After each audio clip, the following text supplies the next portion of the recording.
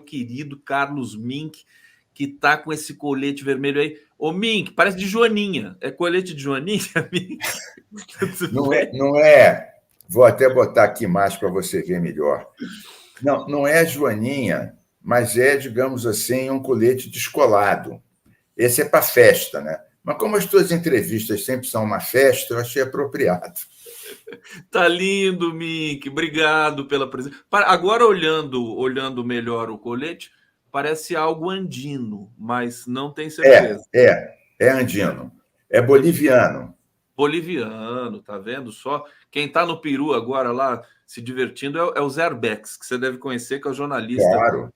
Legendário desse país aqui. Mink, felicidade imensa te receber. Eu estou começando direto já, não estou fazendo nem introdução hoje do programa, porque nós temos urgência para falar do Rio Grande do Sul, de tudo aquilo que aconteceu e continua acontecendo lá. Mink, olha, só para dizer para vocês aqui, o Mink é deputado estadual pelo PSB, Rio de Janeiro, ecolibertário com mais de 250 leis aprovadas, ex-ministro do Meio Ambiente do Lula, Zap do Mink. Opa, aqui já não vai. Tá tudo público, Mink. Não, mas pode botar o Zap, pode botar. Vou botar. Mink, faz um pequeno resumo da sua avaliação das questões que estão ali no entorno da tragédia gaúcha. Nós vamos receber aqui daqui a pouco Maria do Rosário, Vicente Halber, engenheiro que está aqui já no bastidor, e tudo indica que foi um erro humano, né, que causou tudo aquilo lá. Eu queria saber um pouco da sua avaliação. Bem-vindo, prazer mais uma vez falar contigo. Conde, uma tragédia anunciada, né? Nós, ambientalistas, há 30 anos, falamos de mudança climática, de desmatamento, de prevenção, né? Os bolsonaristas acham que mudança climática é fake news do marxismo cultural. Nunca acreditaram nisso. Alguns setores da esquerda, desenvolvimentistas, dizem, não, mas isso é para daqui a 2 séculos, vamos desenvolvendo. A gente tem que ir desenvolvendo e prevenindo. Uma coisa não elimina a outra, né?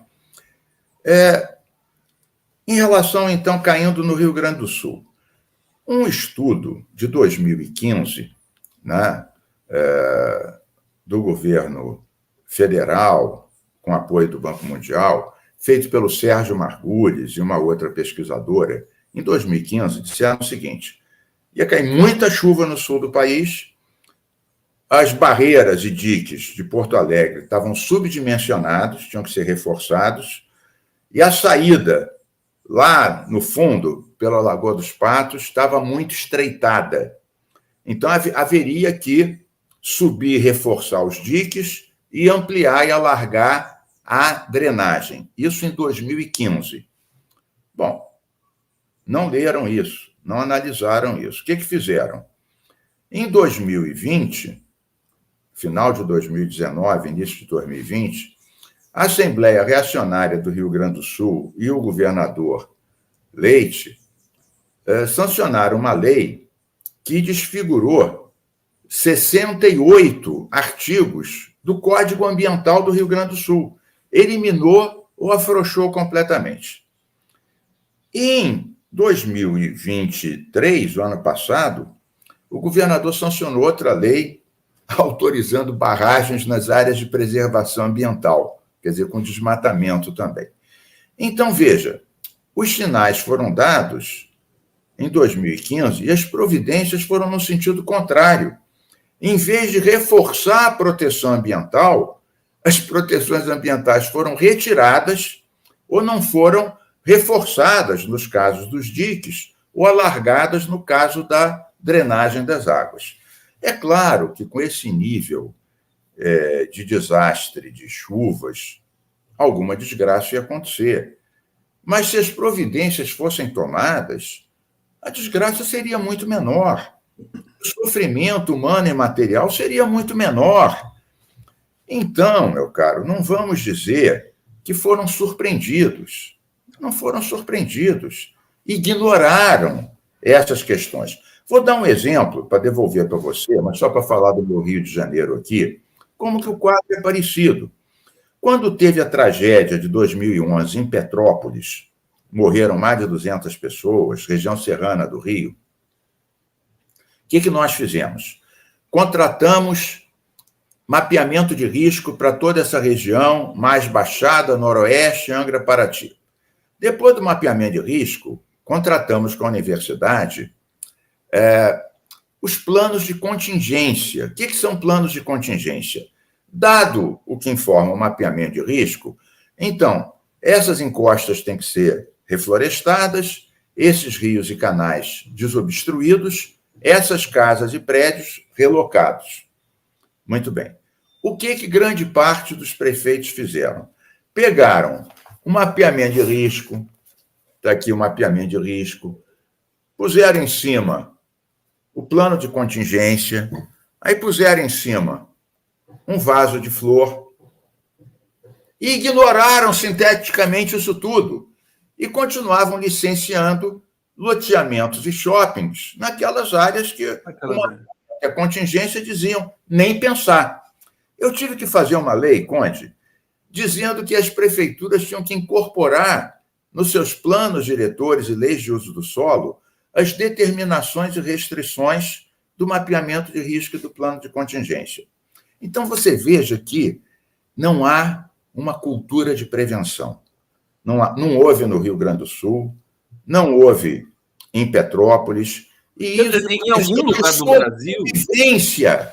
Diga lá. Não, desculpa, em algum lugar do Brasil há uma cultura de prevenção bem-sucedida que possa ser? Não, eu acho que pouco a pouco, a gente está aprendendo. Tem núcleos que fazem isso, que prevêem isso, né? Há cidades que estão realmente fazendo teto verde, né? Reflorestando, impedindo loteamentos em costas muito íngremes, mas eu diria que essas são minoritárias. E esses que fazem isso são atacados pela turma da especulação imobiliária, pelos negacionistas, inimigos do progresso, olham a árvore e não olham o homem. Ou seja, coisas desse tipo que não só não permite que se avance, como se retrocede. Vou dar um último exemplo para você ficar ainda mais escandalizado.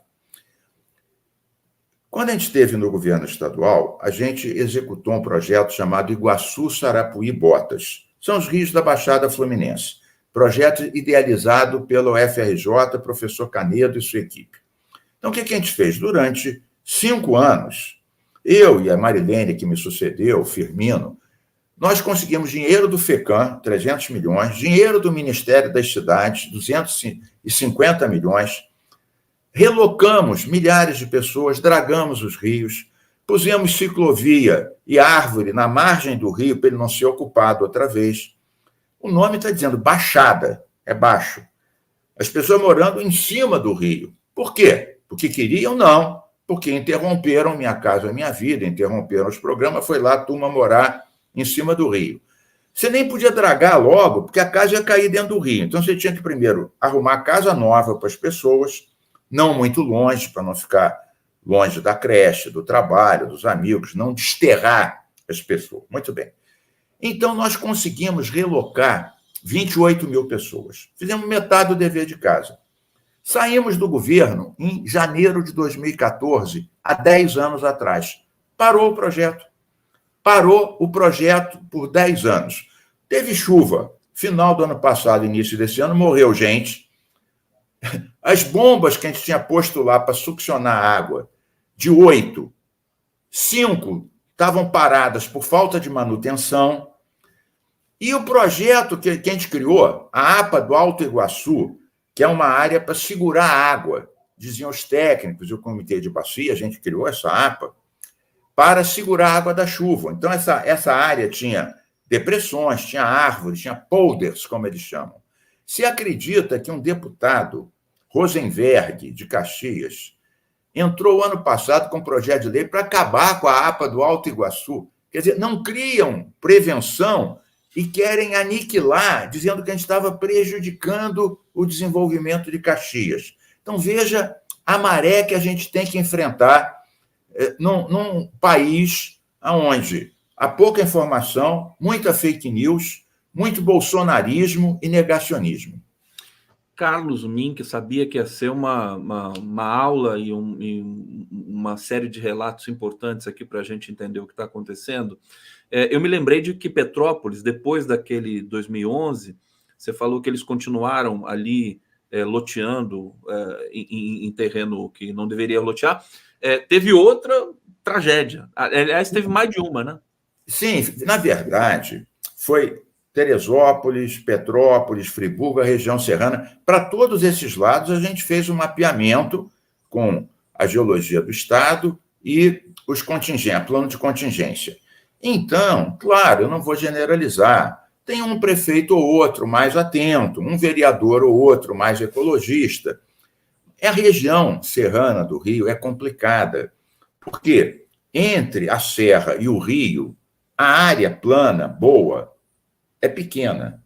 Então, teriam que se encontrar soluções, encontrar áreas planas um pouco mais distantes, para ter casa, para ter shopping, para ter indústria. E isso demora tempo, demora dinheiro. E muda o prefeito, ele entra em eleição, não quer dizer não às pessoas, não quer relocar. Então, isso tem que coordenar também com o governo federal. Quando sai um governo progressista e entra um bolsonarismo, eles falam, dá dinheiro para tirar o pessoal de um lado para o outro. Não, isso é coisa desses ecologistas insensatos. Quando vai cair a ficha, camarada Conte? Eu pergunto, vai ter que inundar as mansões dos senadores, as fazendas desses latifundiários que estão na Câmara, ou será que eles já alugaram um assento num foguete do Musk para um outro planeta? O Elon Musk está querendo sair do planeta, né? O Mark Zuckerberg já fez um bunker no Havaí para se der um piripaque no planeta. Agora, Mink, eu queria que você desse a sua avaliação sobre o que está sendo desenvolvido no Rio Grande do Sul nesse momento, nos 3 âmbitos federativos. O que você pode dizer? No meio dessa tragédia, né, as bombas não funcionaram, os diques tinham fissura no meio. Então, é claro que agora é salvar as pessoas, enxugar a água, arrumar uma casinha provisória para o pessoal mudar. O governo federal chegou forte. O Lula, todos os ministros puseram dinheiro, né, isentaram o pagamento dos juros e de parcelas da dívida do Estado, vão fazer a reposição do imposto de renda mais rápido para lá. Isso é possível e impossível. Mas nessa hora é tudo muito difícil. Você tem que salvar vidas, salvar animais, né? Arrumar um lugar para o cara ficar, impedir que tenha estupro, que tenha saque. Quer dizer, você está correndo contra o prejuízo. Por quê? Quando você não previne, é tudo mais caro. A prevenção é sempre a solução mais econômica, mais racional, que olha a natureza, olha as pessoas e salva vidas. E economiza. Imagina quanto vai custar, Conde, reconstruir cidades em outros locais, né? Algumas pessoas vão migrar para outras cidades, para outros estados. É um drama humano. E agora, eu critico muito o Leite, critico muito o prefeito, mas é claro que a hora é de solidariedade. A gente nunca põe... Eu, aliás, chamo todas as pessoas que estão nos vendo aqui para apoiarem. Eu, pessoalmente, já dei 3 contribuições para a Ação da Cidadania, que está com uma atividade muito forte lá, coordenada pelo Daniel de Souza, filho do nosso querido e saudoso Betinho. É uma entidade seríssima, eu aconselho todo mundo a contribuir para essa ou para outras. Então, a hora é de solidariedade.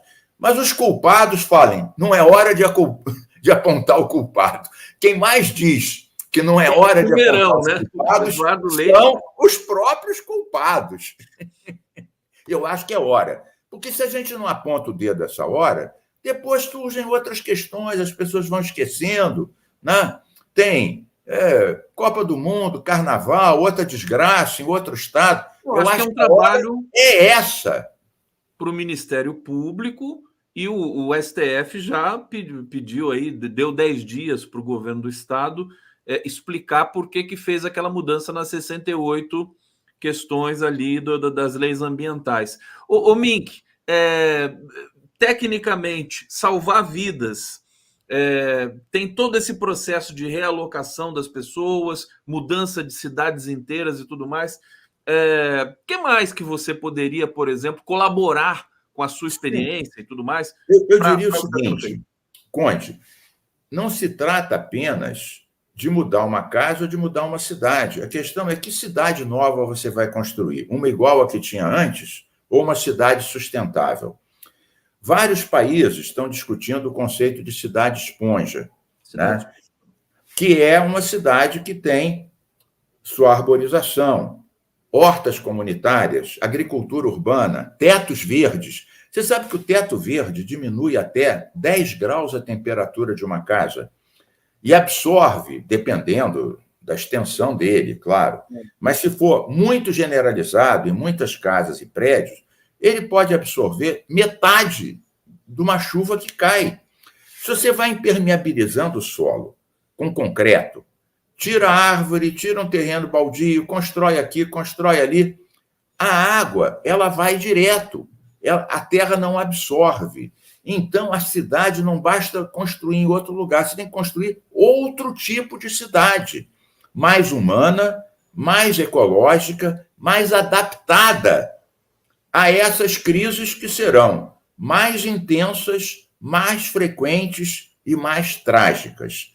Tem que cair a ficha. Tem que cair a ficha. É incrível isso, quer dizer, o teto verde, que seria fazer uma espécie de graminha ali em cima do... Exatamente, graminha, planta, botar uns canteiros Sim. Em cima dos tetos das casas. Isso, quando é generalizado, claro que tem que ter uma política pública, tem que dar um incentivo para as casas que fazem isso, tem que ter mudas pequenas, que são adaptáveis, que os hortos municipais forneçam aos moradores. Não é só falar teto verde, ninguém sabe o que é isso. O cara vai achar que é pintar de verde o teto. Tem que explicar o que é e ajudar o sujeitinho a fazer. Dar um incentivo a quem faz. Isso é muito eficiente. Você ocupar o canteiro central das estradas, né? E do lado das avenidas, e protegendo uma ciclovia até, muitas vezes os ciclistas são atropelados, proteger com uma coluna de árvores, com terra que absorva água. Então, você tem que pensar isso de uma forma muito ampla. Até pouco tempo, morar do lado de um rio ou de um lago era uma coisa chique. Imagina aqueles lagos de Brasília. Mesmo a Lagoa dos Patos, quem morava mais lá pertinho eram muitas pessoas que ganhavam melhor, porque era bonito. Agora você vê que você tem que dar um espaçamento maior e plantar entre uma lagoa e um rio e as casas, você tem que plantar 100 metros. Ô, Mink, deixa eu pedir a seguinte leitura tua aqui, porque assim, eu acho que depois desse episódio do Rio Grande do Sul tem que ser, vou usar aqui a metáfora que é terrível, né? Divisor de águas, né? Porque tem que mudar completamente o conceito de urbanização. Exatamente. E o conceito de gestão, inclusive, porque está tudo interligado, né? Agora, eu queria saber o seguinte: o Porto Alegre, daqui a pouco nós vamos ter o Vicente Halber aqui, vai ter muitos detalhes para a gente nesse sentido, mas é atípico, é um ponto fora da curva no sentido de uma cidade que tem tendências, que tá rebaixada, que pode ser alagada em função da Lagoa dos Patos. Tem outras cidades no Brasil que estão nessa mesma situação, digamos, que podem correr o mesmo risco. O meu maior medo foi de que esse episódio do Rio Grande do Sul se repita em São Paulo, no Rio, na Bahia, né, Pernambuco. Como é que é isso? Assim? Ali Porto Alegre é muito diferente de tudo? Não? Em tese, é diferente pelo lado das lagoas, que realmente é um complexo lagunar que recebe vários rios, dá no Guaíba, lá em Porto Alegre, depois na Lagoa dos Patos, a saída para o mar é estreita. Sim. Agora, outras regiões, por exemplo, a região serrana, não tem a lagoa, mas tem a serra, que desaba em cima das pessoas. A Baixada Fluminense, onde a gente desenvolveu esse grande projeto Iguaçu, Sarapuí, Botas, né? É alagamento de rio. Então, em cada região, Numa é lago, na outra é rio, na outra é montanha, mas todas têm vulnerabilidades, né? Nessa aqui da região da Baixada Fluminense, onde moram 3 a 4 milhões de pessoas, depois que morreu gente agora em janeiro, o governador falou, depois de parar 10 anos o projeto Iguaçu, Sarapuí, bateu no governo federal, no PAC, e falou: quero 400 milhões para retomar o projeto. Só que não tem equipe, não tem o projeto de retomada, não tem o modelo de licitação, vai fazer por lote, vai fazer de uma turma toda, não tem o modelo de consulta popular, não tem o projeto habitacional para relocar as pessoas, ou seja, não tem nada e, claro, que não vai receber o dinheiro, porque ninguém dá 400 milhões porque alguém fala: olha, me lembrei que parei 10 anos, o projeto está morrendo gente, me dá, governo federal, PAC, me dá 400, 500 milhões porque o pessoal está me criticando. Aquele chato do MINC está dizendo que a gente parou 10 anos o projeto. Tá bom, mas ninguém dá 500 milhões no gogó. Você tem que mostrar a equipe, o projeto, a universidade, o lado habitacional. Ou seja, não basta querer, porque agora, na desgraça, todo mundo pede, todo mundo manda conta. Mas qual é a concepção? Então, meu cara, a pergunta que você fez é um caso especial do ponto de vista lagunar. Mas vamos pegar, por exemplo, aqui no Rio de Janeiro. Você tem um complexo das lagoas da Barra Jacarepaguá. Em volta disso, moram ricos, né, no Recreio, na Barra alguns, em Jacarepaguá moram os pobres. Tem a favela. A favela do Rio das Pedras está praticamente dentro da lagoa, né? Se a lagoa não for dragada, agora felizmente começou a ser dragada, depois de 10 anos, mas se ela não é dragada, as margens dos rios, se não são reflorestadas, os sedimentos vão indo para a lagoa.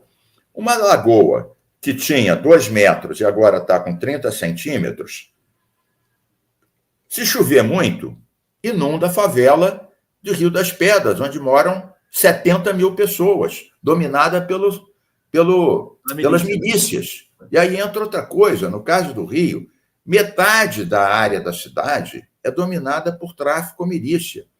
Eu me lembro, uma vez, quando eu estava no governo, na Secretaria do Ambiente, a gente foi tirar 60 porcos enormes, criados pela milícia, dentro da lagoa, no Rio das Pedras, que é uma favela. A gente teve que ir com tropa lá, porque senão a gente ia levar tiro. Esses porcos eram criados no meio de tudo que é esgoto e porcaria e depois vendidos para churrascarias chiques, Barra da Tijuca. Então ainda tinha um problema sanitário. Você junta um problema ambiental, um problema habitacional, um problema de segurança pública, porque a milícia, inclusive alguns dos que dominavam a milícia dessa área, são os Brasão, que estão lá respondendo pelo crime Marielle, que eram fortes na Zona Oeste. E tem um problema sanitário. Então, na verdade, você tem que ter uma forma geral. Um governo que dá mole para a milícia, que dá mole para o problema ambiental, ele não consegue sequer ter domínio territorial sobre a cidade que ele tem que governar. Então, você veja como esses problemas, acaba influindo e prejudicando a solução do outro. Que coisa impressionante aqui o relato do Carlos Mink. Eu não posso deixar de perguntar para você sobre a situação do governador do Rio de Janeiro, que ontem permaneceu no cargo através de uma votação, né, do TRE do Rio de Janeiro. 4-3. 4-3. Muita gente dava como certo que ele seria cassado e aí a gente ia ter um efeito dominó assim inédito no Rio de Janeiro. Como é que está essa situação aí, você que está na Assembleia? Primeiro, isso vai para o TSE ainda, porque o Ministério Público e os autores da ação iniciais, aliás, foi a chapa do Freixo, que entrou com a ação, e o Ministério Público Eleitoral pediu a cassação deles todos. Então, esse assunto não acabou. Foi uma votação apertada, isso vai para Brasília. Esse é o primeiro ponto. O segundo ponto, mesmo os 4... Bom, os 3 né, o relator, o presidente e uma juíza que votaram pela condenação falaram que é um escândalo daqueles. Foram contratados para nada, né, 65 mil pessoas que tiraram no boca do caixa 200 milhões no período eleitoral e sem dizer para onde é que ia, por que foram contratados, um desastre. Os 4 que absolveram não negaram que isso foi um descalabro. Olha qual foi o argumento, Conde, olha que coisa curiosa. Eles disseram, não, isso realmente está tudo errado. Mas como ele ganhou com 2 milhões de votos de diferença, não está provado que sem isso ele ia perder. Então, isso tem que ser julgado do ponto de vista da improbidade administrativa e não da justiça eleitoral. Então, eles tiraram da reta. Quer dizer, eles não negaram os fatos nem a gravidade. Veja você, não é que 4 disseram que isso não aconteceu. Todos disseram que isso é um horror. Todos disseram que é um horror. Só que, enquanto 3 disseram caça-chapa, porque, obviamente, uma coisa dessas, na véspera da eleição, deu uma grande vantagem para quem praticou esses absurdos, os outros 4 disseram, isso é um horror, está tudo errado, é ilegal. Mas, como teve 2 milhões de votos de diferença, a questão eleitoral não está demonstrada. Então, isso tem que ser julgado como improbidade administrativa. Olha, também tem uma série de penas. Agora, a discussão não é se houve ou não a desgraceira. É se essa desgraceira tem que ser condenada de uma forma ou de outra. É inacreditável. E a julgar pelo que aconteceu com o Sérgio Moro, que o Tribunal Regional também, eleitoral, foi 5-2 ali, né, os gastos, pré-gastos de campanha, o abuso de poder econômico, chegou no TSE, o Moro ganhou de 7-0, quer dizer, eu fico perplexo com o Castro vai chegar no TSE também, porque não tem... Eu não concordo contigo. Você não concorda? Eu acho que esses 2 fatos são de natureza muito diferente. Vamos lá. Eu não estou querendo absolver o Moro. Eu acho que ele não vale um pequi ruído, o Moro. Não vale um pequi ruído. Agora, o caso dele era o seguinte, ele foi pré-candidato a presidente, gastou um tanto, depois foi candidato a senador, gastou um tanto. A questão é se isso era ou não um gasto pré-eleitoral que colocava uma grande vantagem dele. Houve quem disse que sim, houve quem disse que não. O caso do Rio de Janeiro é um caso completamente diferente. Eles contrataram, sem concurso, 60 mil pessoas que tiraram dinheiro do boca do caixa em reais e vários confessaram que era para campanha. Ou seja, não são casos idênticos. Um era uma discussão filosófica do que é pré-campanha, do que é gastar mais ou menos dos outros. Tudo bem. Eu acho que o Moro foi beneficiado e devia ser cassado. Ponto. Mas era uma outra discussão. Aqui não.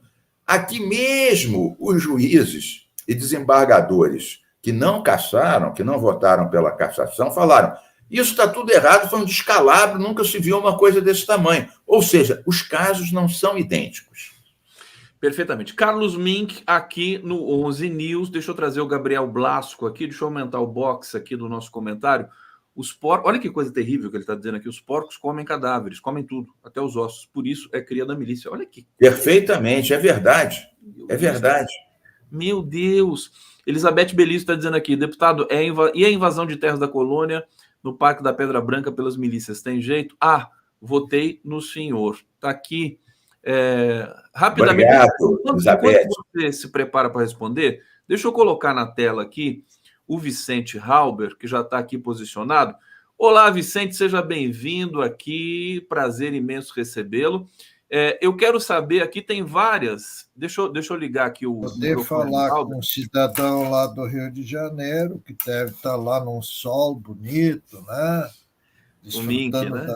Deixa eu me enquadrar aqui só um pouquinho. Isso, centraliza, Halber.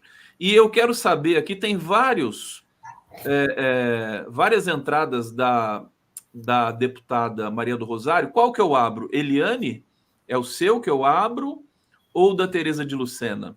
Acenem para mim aqui no bastidor, para eu saber. Não é. Não é da Eliane também. Então, vou esperar vocês me indicarem qual que é, quando a Maria do Rosário chegar, a gente abre aqui. Mink, por favor, então, tua resposta. Rapidamente. Olha, Pedra Branca é um parque estadual urbano muito grande. Nós fizemos várias ações lá. O pessoal criava gado lá dentro. A gente teve que tirar gado de helicóptero. Eu me lembrei daquela música do Boi Voador, do Chico Buarque. Quem foi que viu o boi voador? A gente tirou gado de helicóptero. A gente botava uma setinha lá para ele dormir e tirávamos lá, porque o pessoal ia invadindo a Pedra Branca. É a área da Zona Oeste, a área de milícia, a área de Brasão. Né? Então, a gente tem que defender o parque. A gente, inclusive, chegou a reflorestar com 1 milhão de mudas o Parque da Pedra Branca, pegando uma compensação da Petrobras, de muito tempo atrás, usando mutirões de cooperativas de replantadores, um pessoal bacana. Agora, tem razão a Elizabeth, né? Você não resolve nessas áreas a questão ambiental se não enfraquecer o poder da milícia. Né? Teve um tempo que um companheiro meu, o Coronel Padrone, né, andava desmontando prédios ilegais, condomínios ilegais que a milícia fazia no entorno da área da Pedra Branca. O Padrone acabou sendo afastado da prefeitura. Eu ontem tive um encontro com o Eduardo Paes, fui com o Molon conversar com o Eduardo Paes, pedi para retomar essas ações e o Eduardo Paes se comprometeu com isso, disse que ele próprio vai participar. Eu falei, olha, Eduardo Paes, ficou mal para você, porque você contratou um parente do Brasão, teve que demitir, aí alguém está dizendo que você tem que ver com milícia, por que você não retoma essas ações de demolir na área da Pedra Branca, em torno de lá? Ele falou, Mink, ótimo, eu vou lá e vou com essa turma demolir esses condomínios ilegais da milícia. Essa conversa foi ontem, Conde. Estou contando aqui para vocês em primeira mão. Fantástico. Carlos Mink, quero agradecer demais sua presença aqui, sempre muito bom falar contigo, estava com saudade de você. Logo vou te chamar de novo, hein, para a gente acompanhar todo esse trabalho que está sendo feito aí no Rio Grande do Sul. Eu quero dar um beijo na Maria do Rosário. Um beijo na Maria do Rosário. Ô, Maria do Rosário. É minha grande companheira, Maria do Rosário. Olá, meu amigo Carlos Mink. Olha, eu tenho uma companheira aqui que trabalhou contigo. Maria do Rosário, eu tenho uma companheira minha chamada Nadine Borges, que você gosta muito dela e é minha grande parceira aqui no Rio de Janeiro. Grande companheira dos direitos humanos, dos temas ambientais. E Mink, um abraço forte, um prazer imenso estar sempre te acompanhando. Tá bom, um beijão. Um abraço, Vicente. Nossa. O Conde é a nobreza ecológica. A nobreza ecológica que nos ilumina e nos alegra. Gustavo, tem 30 segundos para um rápido bate-bola com o Mink. Tem 30 segundos, sim, senhor, querido Vicente Raul. Eu acho que nós, ecologistas, temos que passar a exigir. Eu acho que denunciar não basta mais. As COPs, de alguma forma, você não vai concordar comigo, mas vamos fazer um acordo. Vamos dizer que aquelas resoluções das COPs internacionais, dos qual o Brasil é proponente e assinante, isso tem que vir para a vida real. Veio muito, muito, muito pouco daqui a pouco. Nem vamos discutir, não tem espaço aqui para isso. Mas tem que vir para os municípios, onde a vida real acontece. Concordo com você, Vicente. A gente tem que fazer o cúmplice. A gente tem que fazer o cúmplice das resoluções da COP. Exatamente. A segunda coisa, eu sou daqueles que não aceitam o termo novo normal. Porque se nós aceitamos o novo normal, nós não ajudamos a natureza a reverter essa degradação que nós fizemos. Eu só aceitarei novo se for um novo normal sustentável. Eu quero, assim, ver se a gente consegue avançar neste sentido. Saudações sustentáveis e planetárias para vocês. Concordo com isso.